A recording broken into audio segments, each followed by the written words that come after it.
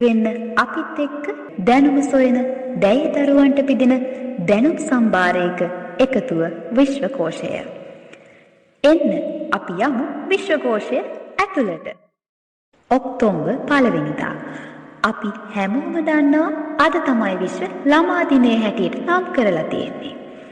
ඉතින් අපි හිතුවා රට ගැන, අනාගතය ගැන, මනුෂ්‍යත්වය ගැන හිතලා කටයුතු කරන පිරිසක් හැටියට අනාගතේ ජය ගන්න වයස් භේදයකින් තොරව රටේ ලෝකයේ වැදගත්ම තොරතුරු හැමෝම දැනගන්න එක වැදගත් කියලා. අපේ රටේ දරුවන්ට අනාගතේ ජය ගන්න අධ්‍යාපනික වශයෙන් ඉතා විශාල වැඩ කොටසක් කරන්න තීරණය කළා. ඒ යටතේ තමයි නැනසල තක්සලාව ආරම්භ වන්නේ. ඒ අපේ රටේ දරුවන්ට ඒ තුලින් රටේ දරුවන්ගේ අනාගතය ගොඩනැගීමට අවශ්‍ය පසුබිම නිර්මාණය කිරීම තමයි අපේ බලාපොරොත්තුව. අන්න ඒ නිසා ඔබට ආරාධනා කරනවා නැනසල තක්සලාව තුලින් විශ්වකෝෂයට ගොඩ වෙන්න කියලා. ලොව කුඩාම දේවල් ගැන ඔබ මොනවද දන්නේ? ලොව කුඩාම රට, ලොව කුඩාම දූපත, ලොව කුඩාම කැමරාව, මේවා ගැන ඔබ දන්නවද?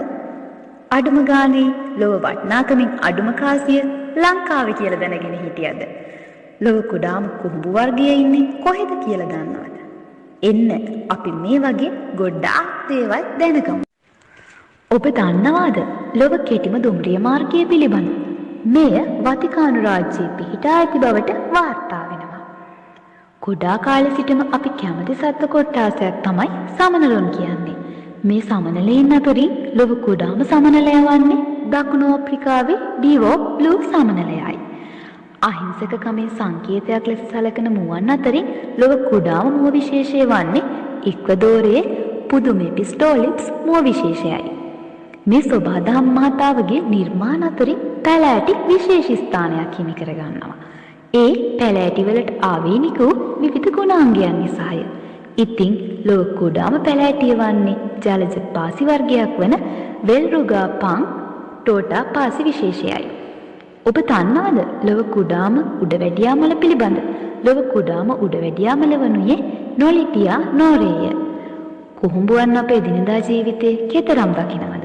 මේ අතරින් ලොව කුඩාම කුහුඹුවන් විශේෂයේ වාර්තා වන්නේ ලංකාවෙන් බවට සැලකෙනවා. අපේ ඊළඟ වීඩියෝවෙන් ඔබට තවත් මෙවැනි තොරතුරු රාශියක් දැනගන්න පුළුවන්. ඉතින් ඒකට ඔයාලට කරන්න තියෙන්නේ පුංචි දෙයයි.